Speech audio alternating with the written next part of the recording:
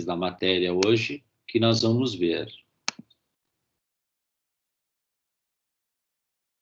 Muito bem. Nós já falamos várias vezes que não existe o direito de acrescer. Melhor, que não existe o direito de representação na sucessão testamentária, certo? Justamente porque não existe a representação, é que na sucessão testamentária existe o instituto da substituição, porque funciona mais ou menos assim. Eu deixo uma herança testamentária, um legado para A, certo? Muito bem. Se esse A pré-morreu ao testador, então, se fosse uma sucessão legítima, nós chamaríamos os descendentes de A para representar A. Lembra como funciona a representação? Eu chamaria os descendentes dele e representariam A e receberiam a herança que caberia a A se A estivesse vivo. Isso na sucessão legítima. Na sucessão testamentária não existe essa representação. Então, se eu deixo para A uma herança e A é pré-morto, simplesmente não tem quem vai receber. Essa herança vai retornar para o espólio, vai retornar para o Monte Mor e vai ser repartida entre os herdeiros legítimos. Não tem quem represente A, certo? Então, na sucessão testamentária, permite-se ao testador nomear substitutos para estas situações.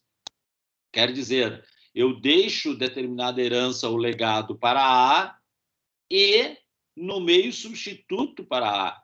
Se A não puder ou não quiser receber, lembra-se, se não puder receber é porque ele foi excluído da sucessão ou porque é pré-morto, ou se ele não quiser receber, para o caso de renúncia, se ele não puder ou não quiser receber, vai para o substituto dele. Então, a substituição é exatamente isso. É a nomeação de alguém que vai receber herança caso o herdeiro originário ou o legatário originário não puder ou não quiser receber herança. Então, sempre que eu nomear alguém e aquela pessoa não puder ou não quiser receber, então, simplesmente vai ter um substituto ali, se o testador assim quiser. Se o testador não nomear substituto, aquele patrimônio, aquela herança volta para o espólio e vai ser repartida entre os herdeiros legítimos, certo? Nós temos várias formas de substituição. A primeira é a famosa simples, que é exatamente a que eu referi. Então, nomeio A, meu herdeiro, deixando a ele toda a parte disponível. Se ele não puder ou não quiser receber, deixo para B. Se ele não puder ou não quiser receber, deixo para C. Se não puder ou não quiser receber, deixo para D. Isso é infinito. Eu posso nomear quantos substitutos eu quiser, certo? Tranquilamente. Posso fazer isso nesse exemplo, posso fazer isso num legado. Deixo o apartamento da Avenida Independência para A. Se ele não quiser ou não puder, ficará com B. Se B não quiser ou não puder receber a herança, então o apartamento ficará com C. Isso são substituições simples. Simples ou vulgar, como se chama, certo? Eu posso nomear quantos substitutos eu quiser. Eu também posso nomear mais substitutos. Eu posso dizer, se A não quiser ou não puder receber herança, a herança ficará com B e C. Se B ou C não quiserem receber ou não puderem receber, a herança ficará com D, E e F. Então, eu posso nomear mais substitutos para um deles, certo? Sem problema nenhum. Isso é a substituição simples. A substituição recíproca ou correspectiva é a substituição realizada entre herdeiros já nomeados. Quer dizer, eu deixo 10% da minha herança para A, 10% da minha herança para B, 10% da minha herança para C, 10% da minha herança para E e 10% da minha herança para F, certo? Todos os meus 50% disponíveis eu dividi entre A, B, C, D e E, não F. A, B, C, D e E, certo? 50% da minha parte disponível eu dividi entre esses 5 herdeiros. Eles já são herdeiros, eles já têm 10% daquela herança.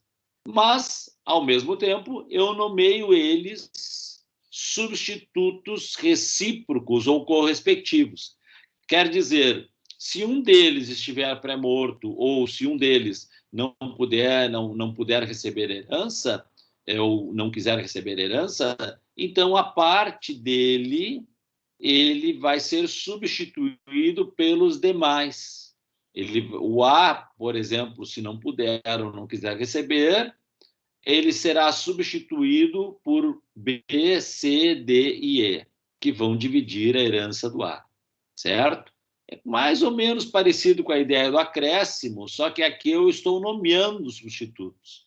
Eu posso nomear B, C, D e E como substitutos, como posso nomear apenas o B, o C, apenas esses dois, certo? Posso fazer apenas uma substituição entre alguns dos herdeiros ou legatários já nomeados. Então, a substituição, ela existe porque não existe direito de representação e porque o testador não quer que aquela herança seja destinado aos herdeiros legítimos. Ele quer que aquela herança fique com os testamentários, então ele nomeia substitutos para os herdeiros testamentários ou legatários que não puderem ou não quiserem receber a herança, certo? Então, eu quero deixar, por exemplo, para o meu sobrinho, mas se ele não puder ou não quiser receber herança, então que fique para o meu primo. Se ele não puder receber herança, bom, então que fique para a Santa Casa, que fique para uma instituição qualquer. Então, eu nomeio substitutos, exatamente partindo do pressuposto de que na hora da execução do testamento pode acontecer de que aquele herdeiro não possa receber herança e eu não quero que aquela parte daquele herdeiro vá para os herdeiros legítimos, certo? Isso também ocorre muito quando eu não tenho herdeiros legítimos. É uma pessoa que não tem herdeiro legítimo nenhum, não tem nem colaterais, então ele sabe que a herança dele vai para o Estado, certo? Porque a herança jacente vai você sabe, vai para o município ou para a União ou o Distrito Federal, certo? Então, pensando nessa hipótese, como ele não quer que a herança vá para o Estado e ele não tem herdeiros, então ele vai dispor de 100% do seu patrimônio em testamento.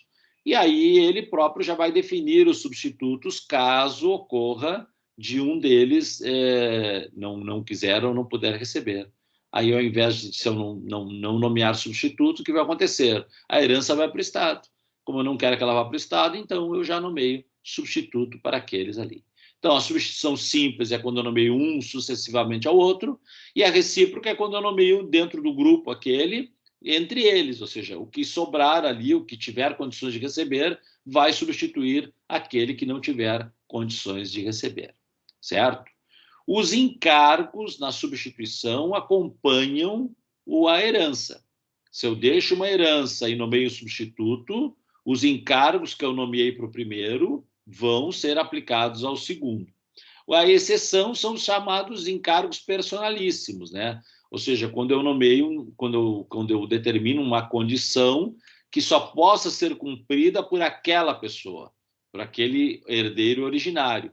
Aí sim, né? Como é personalíssimo, ninguém mais poderá cumprir, então eu não tenho como fazer com que esse encargo, essa condição, seja repassada a outra pessoa, exatamente porque a outra pessoa não tem condições de cumprir, já que o encargo é personalíssimo, certo? Muito bem. Se na substituição recíproca ou correspectiva eu tiver vários substitutos já nomeados em proporções diferentes, então, no exemplo que eu dei, eu disse 10% para A, 10% para B, 10% para C, 10% para D, 10% para E, certo? Esse não é o caso. Nesse caso, simplesmente vai ser repartido igual. Mas se eu digo assim, ó, deixo 10% da minha herança para A, 20% da minha herança para B e 10% da minha herança para C, certo? E o A vem a renunciar, e no meio ele substitutos recíprocos, né? A 10%, B 20%, C 10%. E no meio eles substitutos entre si. Então, o que acontece se o A não puder ou não quiser receber? A herança vai para B e C, né? Porque eles são substitutos. Só que, como B está sendo beneficiado originalmente com o dobro do que C, nessa substituição também vai ser mantida essa proporção dobrada, certo? Também o B vai receber o dobro do que C receberia, certo? Então, há uma substituição, mas ficam mantidos a proporção das cotas originárias, certo? Se nas cotas originárias eles já não recebiam o mesmo valor, então, na substituição, eles vão manter as cotas originárias. Quem recebia mais originalmente vai acabar substituindo na mesma proporção que os demais. Compreendido até aí, gente? Sim, professor. Tá. A substituição fideicomissário, fideicommício, é uma espécie de substituição. Nós já vimos 2 vezes, já vamos ver agora a 3ª vez, porque ela, na verdade, é uma forma de substituição. Só que, neste caso da substituição fideicomissária, eu tenho uma pessoa que vai ficar com a herança, vai ser proprietário da herança durante um certo tempo, e depois, quando nascer a prole eventual, então aquela herança vai ser repassada para as mãos da prole eventual. Essa substituição fideicomissária se diferencia das situações anteriores, porque nas situações anteriores a herança vai ficar com uma pessoa só com a pessoa final, só com o substituto final. Não vai ficar na propriedade de um e depois passar para outro. Nos exemplos que eu passei até agora, eu simplesmente nomeava alguém e nomeava um substituto. Se aquele primeiro nomeado não podia ou não quisesse receber, então o substituto recebia. Ponto.